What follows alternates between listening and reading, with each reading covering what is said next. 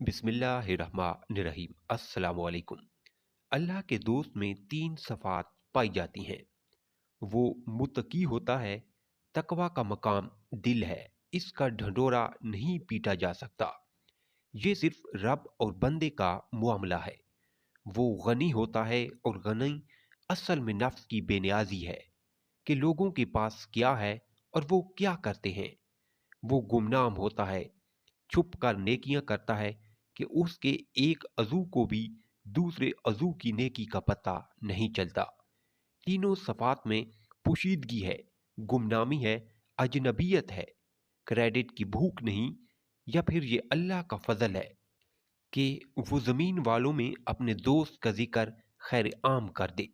नबी सल्लल्लाहु अलैहि वसल्लम ने फरमाया, अल्लाह अपने उस बंदी से मोहब्बत रखता है जो मुत्तकी हो, गनी हो, गुमनाम हो।